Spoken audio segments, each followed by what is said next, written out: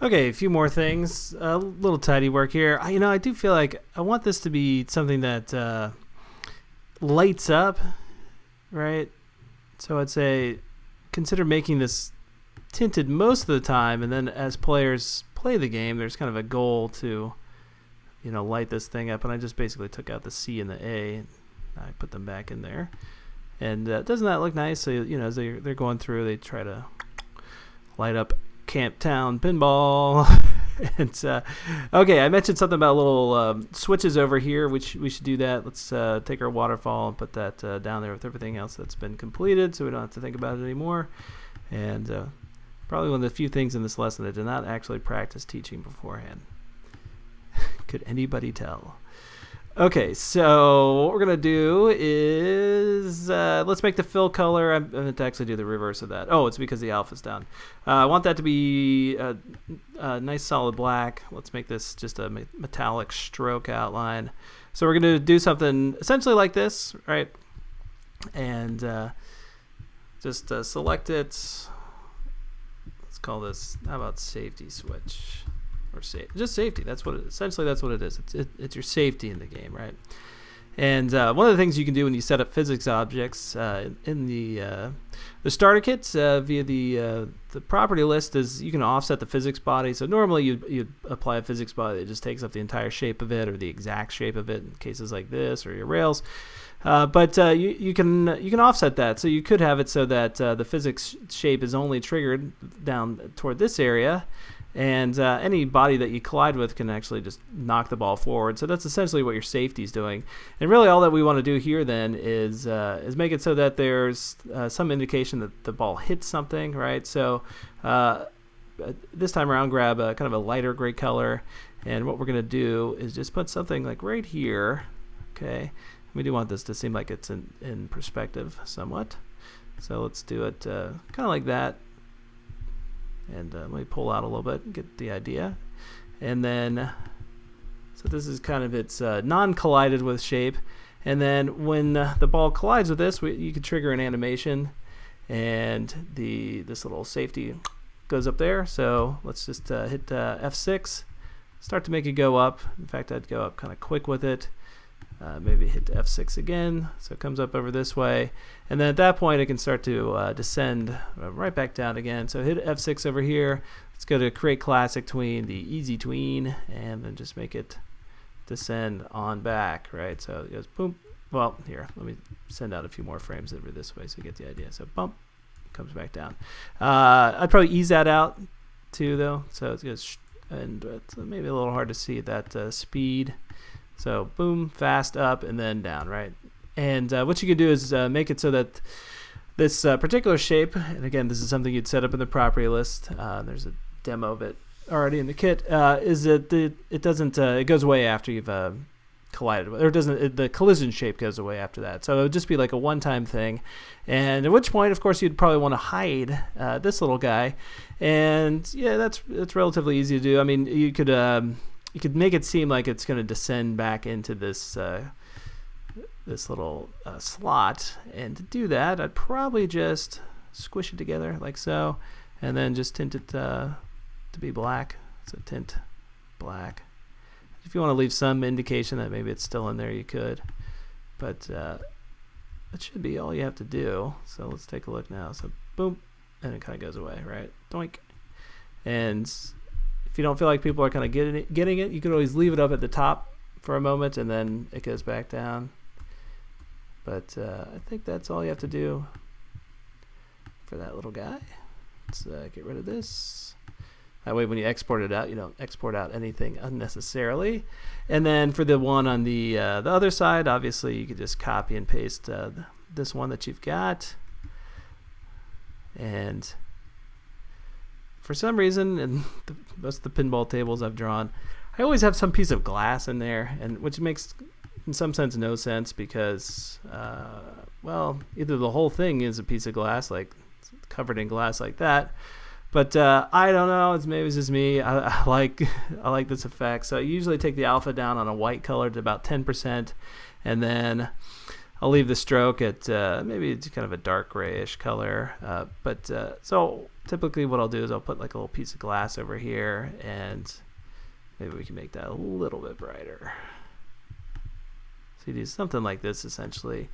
Usually don't stroke it all the way around, so there's a, that end doesn't have any, and then I'll just kind of curve it down over this way. So maybe people could pretend that they are playing on a glassy table, but I don't know. Part of it's removed. It doesn't make much sense. But I think it is a nice effect. I mean, I guess part of it looks cool because you see a tint change in the ball, and it's just some other reminder out there that the ball is a dimensional object. So do something like that, and of course too, you could, once you get it in there, it's something that you could affix stickers to or something like that, so you can maybe put in writing on top of it.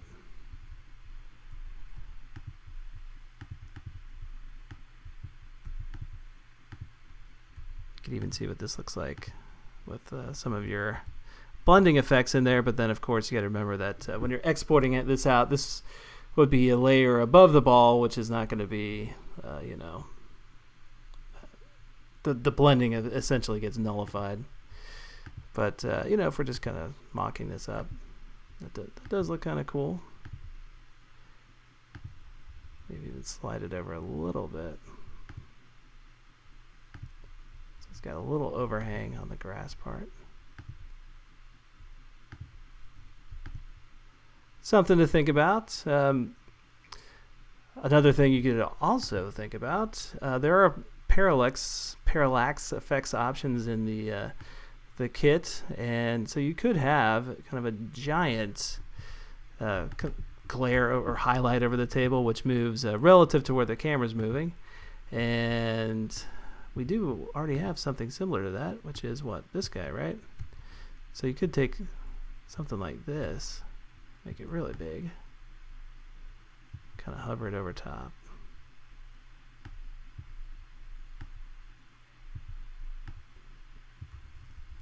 So you can do something like that, and then have it just kind of go up and down. But then again, there's people go, wait, why are there two pieces of glass? What am I seeing here? I don't get it. But it is an option that you could blur this out. So it's not on the X so much, but on the Y, do something like that. And I did actually use that effect in the old West table that I created. So if you ever play that on an iOS device, you'll notice that as the ball goes up and down, there's this little piece of highlight over top of everything. Not sure I like it right here though. So let's try to see everything in one breadth here. There's not a ton left other than I think a lot more little kind of minute details, maybe writing and stuff like that. You even could do maybe some little mini paths around there. But things like the stars that are not that prevalent, but maybe draw a sleeping bag, draw a canoe or something like that. I did want to actually do one more kind of a big thing in perspective, which would be sort of like the poles of a welcome sign, and maybe like a little sign banner hanging, like welcome campers or something like that. So let's try that. Let me get everything that we've already done and put it on this other completed layer. So I'm just going to cut all that off. Oh, back down to nothing. And let's do that. So I'm going to start with I'll start with a stroke, which I'm going to quickly turn into a fill, but I kind of want that nice rounding at the top. So let's just kind of begin over here. Okay, so I'm going to go just straight up with it for right now. And let's make it brown. Kind of it's good. You could use the thing that I'm going to do. You could use for either like kind of rope, but I think it looks good for any sort of pole, really. Yes, let's go over here to shape, convert lines to fills, and then I'm going to take another line. This one not so wide on the stroke, and just kind of draw some lines across this, so it's really obvious what I'm doing. Let me just grab any other color. So as I go through here, I'm going to make each of the next ones just a little bit further from the last one. I'll try to, at least. Again, like I was saying, this is a good effect for a rope. Let me sample this brown color again, and then go rid of the color wheel and just kind of bump that up a little bit. And this way I can kind of have almost like a candy cane effect of different coloring through here.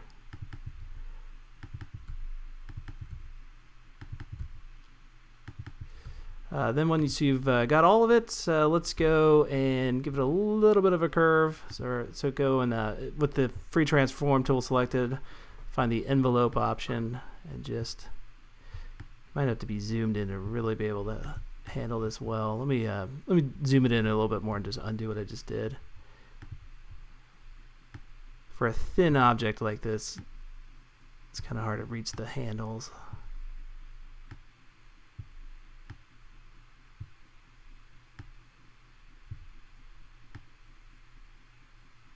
A lot of times you have to select both of them on either side.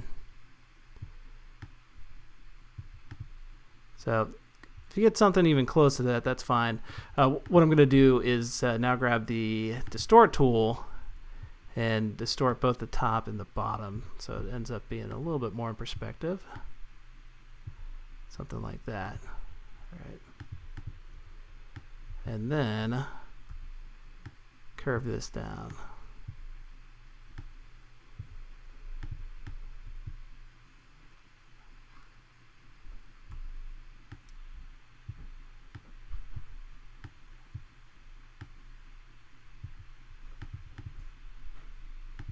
And you can probably see why I was saying this would work well for a rope too. It has kind of a ropey effect to it.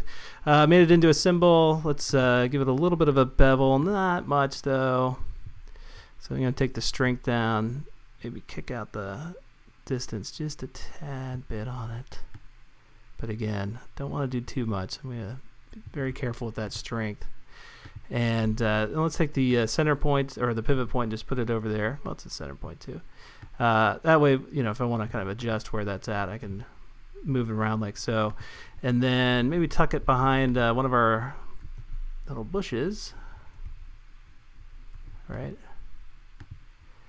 And we could also duplicate this shape. Use it as a drop shadow as well. So tint it all the way black. We don't need the beveling, but we do probably want some blurring on it. Set that to high. Over there. And let's take the alpha down a bit. So you get something like that happening. Okay, and that, you know, you could kind of do this, what we're talking about with these type signs, you know, just affix one at a time over here. But if you did want to make a kind of a welcome poll or something like that, let me grab both these at once.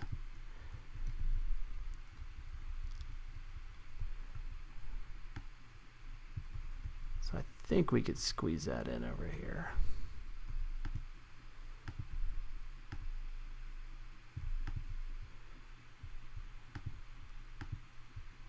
Let's just grab a kind of off-white color. Probably don't even need a stroke for it. And we'll just start over here. Go right to about the middle of that pole. Give it a little bit of a curve. Which way though? Which way do we go? That way? Probably what gravity would do, right? Get that tattooed on my arm. What would gravity do? I wonder if anybody does have that tattooed on their arm. That would be an awesome tattoo. But you gotta have people ask about it, so they have to be like WWGD. What's your tattoo mean? What would gravity do? All right, so let's. I still got my back issues font in there, and let's put that in. So we'll just say welcome, campers, and let's go over here, adjust the color, make the brightness go down on it. We're gonna have to make it kind of small, tilt it up, or skew it up, I should say. Once you kind of have it in there, I'd say break it all apart, and then go over here with your free transform tool and adjust or just distort it. So you make everything in the front a little bit bigger. And this would be another one where you could use the envelop on, so curve it all down.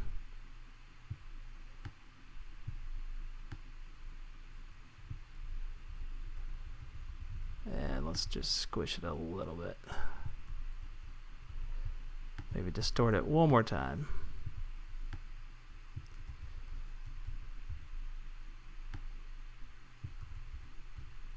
There we go. Oops.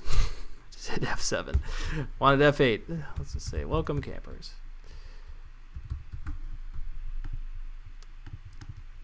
And since this is well, it doesn't matter if it's a physics-based object or not, but this is really just kind of probably a free floating thing in your scene. I guess you could actually set up this pole as a physics-based object, so the ball does collide with it. No, you couldn't do that. Oh yeah, actually you could. You could do the same thing I was talking about over here with these safeties, is just offset the physics body. So yeah, you could do that where the ball doesn't collide with it. But this could also just be an entire thing that you animate. So for example, you could just select everything together at once. Oh, I'd probably want to, I don't know if you need the shadows that much, but you could just kind of sway it back and forth, kind of swing it like that. Maybe not though, because then that kind of moves a little bit. Well, you just couldn't. You'd have to double click inside of it and separate everything out. So let's say distribute the layers, and let's put a few more out here.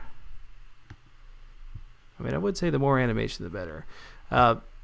Just hit F6 on all those, and then just right click, create classic tween, and then you just animate these separate from each other. So that would move forward, that would move forward.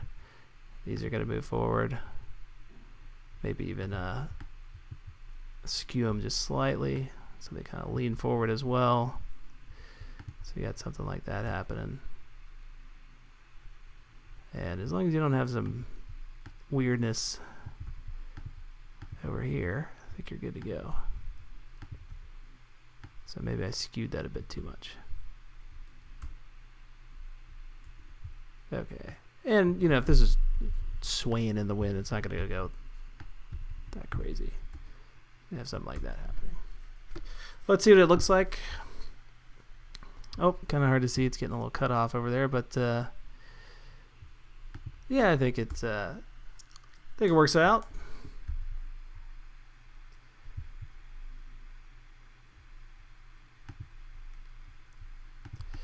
Okay, let's pull back on everything.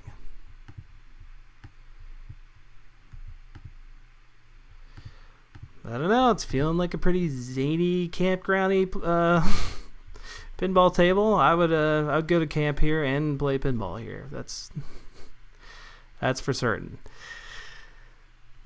Okay. Unless there's something else somebody wants to see with this, I'd say illustration-wise, that's about right. That's a wrap. Maybe I'll add a few more things in, but nothing that I haven't taught already. Bear tracks or something. So I hope you've enjoyed watching me create this over the course of a fun Monday and Tuesday. I got to just draw. It did feel nice. So thank you guys for paying attention.